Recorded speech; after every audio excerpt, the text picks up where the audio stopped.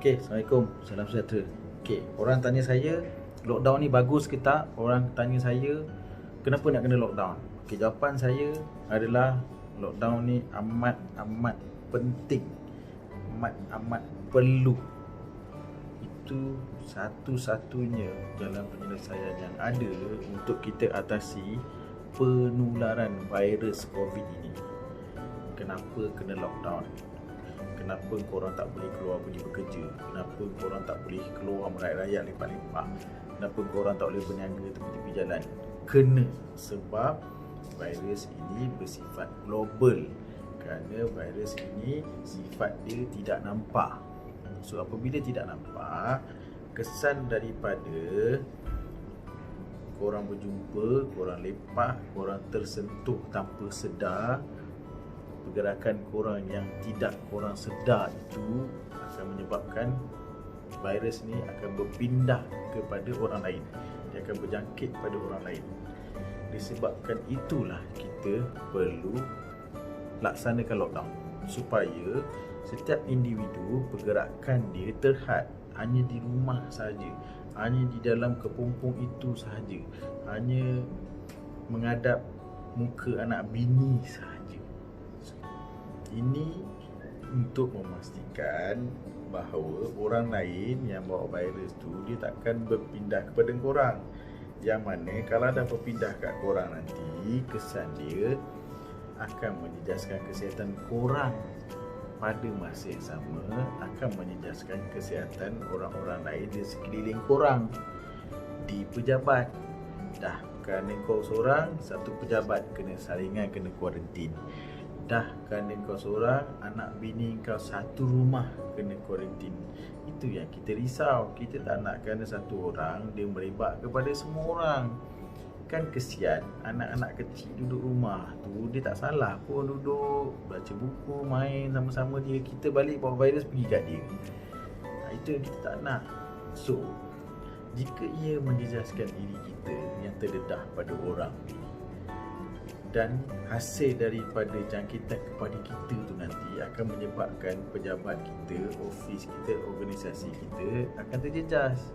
Satu ofis kena pergi buat saringan, satu organisasi tu kena pergi buat saringan dan kena kuarantin. Bila satu-satu organisasi tu kena kuarantin, atau satu ofis atau satu syarikat, company kena kuarantin, apa akan jadi? Company tutup. Bila company tutup, tidak boleh berjalan operasi, dia akan menjejaskan kepada sistem perjalanan operasi negara kita, yang akan menjejaskan ekonomi negara kita. So benda tu kan berkait. Kau tengok kan, daripada satu dia jadi dua, dua jadi tiga, tiga jadi empat, dah sampai negara kena. Sebab kita perlu ikut dan akur arahan kerajaan. Arahan kerajaan dan pihak berkuasa bukannya untuk kepentingan kerajaan, bukan untuk kepentingan PM, bukan untuk kepentingan keluarga menteri. Tak, arahan diorang tu adalah untuk kepentingan korang, kepentingan keluarga korang, kepentingan negara Malaysia, kepentingan semua orang, bukan untuk satu orang. So usah-usahlah, udah nak politik tu cukup. Politik stop dulu. Ada banyak hikmah dan pengajaran kita dapat. Kita lebih menjaga kebersihan. Barulah rakyat Malaysia duduk rumah tu kan lama-lama 24 jam duduk rumah tu, semua duduk main handphone ni. Oh, rupanya nak jaga kebersihan kena macam gini kena apa, basuh tangan macam gini. Kena masa 20 saat basuh tangan. Kena orang kata basuh dengan sabun untuk jaga kebersihan. Kalau tak, kita pun tak tahu. Kita memang jaga kebersihan, tapi baru kita tahu dia punya cara sebenar macam mana untuk memastikan kebersihan itu dijaga. Masa ni lah masanya untuk kita bersama dengan keluarga. Korang sibuk cari duit kan, sibuk bekerja, sibuk tolong orang apa semua kan. Inilah masanya Allah suruh kita balik ke rumah. Kau spend pula masa dengan anak kau. Kesian anak-anak kat rumah tu. Sama dia tak tahu pun ayah dia rupanya kalau kentut je bersepah. Sama dia duduk ingat ayah dia tertib dekat rumah kan. Ini masa dia untuk kita beramah mesra dan juga mengenali anak-anak kita, bersenang dengan anak-anak kita. kita mengeratkan lagi hubungan antara satu keluarga tu. Susah kan nak makan satu keluarga kan. Ni masanya boleh duduk dengan isteri, dengan anak-anak, duduk sekali satu meja makan. Nampak hikmah dia. Orang kata, okey, korang buat lockdown ni, aku tak bekerja, aku kerja kais pagi makan pagi, kais petang makan petang. Orang cakap macam itulah, kerja sendiri lah kan. Saya simpati dengan dia orang. Saya sendiri pun rasa macam kalau saya boleh tolong, saya tolong. Kalau lah saya ni ada duit yang banyak, memang saya akan tolong. Tapi kita kena fikirkan kepentingan secara global, kepentingan negara, kepentingan seluruh rakyat Malaysia, ataupun kepentingan seluruh penduduk dan dunia ni. Kepentingan tu, dia bukan kepentingan individu. Maksudnya kenapa kita tak membenarkan seseorang itu keluar adalah untuk memastikan virus ini tidak menular secara general, secara global. That's why kita arahkan untuk semua orang duduk dalam rumah, lockdown dalam rumah. You all tak boleh keluar. Kita tahu you all mengalami kesempitan wang, masalah kewangan. So macam mana nak survive, macam mana nak beli makan, duit tak ada. Selama ni bekerja kan, hari-hari dapat duit.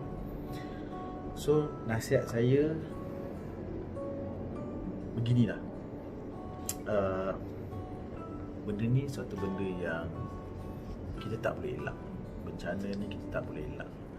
Macam kalau banjir, kalau di Pantai Timur, setiap tahun kita tahu masalah banjir tu tak boleh nak dielakkan. Kalau bencana tsunami melanda, tak ada apa yang boleh menghalang tsunami itu daripada melanda. So termasuk juga dengan bencana ni, tidak ada apa-apa yang boleh menghalang, melainkan kita dah berjaya menemui vaksin untuk virus ini. So salah satu cara dia untuk kita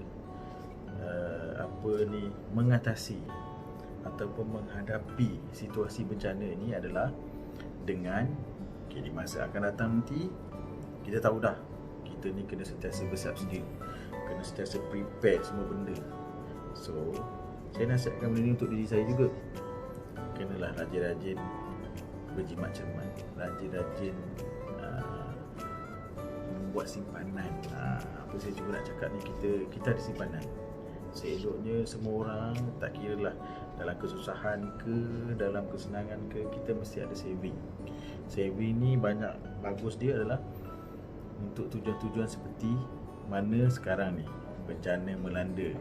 Sekurang-kurangnya dengan ada saving ni boleh support kita. Saya tahu kadang-kadang kawan-kawan cakap, kau boleh lah cakap gaji kau besar mana, gaji aku macam mana, aku kerja sendiri. Betul, saya memahami kawan-kawan saya pun kesiankan orang. Tapi apakan daya saya? Pada keadaan sekarang ni tak ada apa yang boleh saya katakan melainkan korang kena akur pada arahan lockdown. Korang suka tak suka, korang benci aku ke, korang marah kat aku ke, marah kat kerajaan ni, korang memang kena lockdown. Sebab itu bukan untuk kepentingan korang seorang, dia untuk kepentingan dan keselamatan semua orang. Semua orang, kau kena faham, semua orang. Kalau kita tengok contoh-contoh yang berlaku sebelum ni pun, akibat daripada tiada kawalan dari segi kontak, itu menyebabkan virus ni mudah merebak, mudah tersebar. Daripada seorang dia pergi kepada 3 orang, 3 orang pergi kepada 12 orang. So the solution yang boleh untuk kita hadapi situasi ini hanyalah lockdown. Korang memang suka tak suka, best tak best, boring tak boring duduk rumah, korang kena lockdown.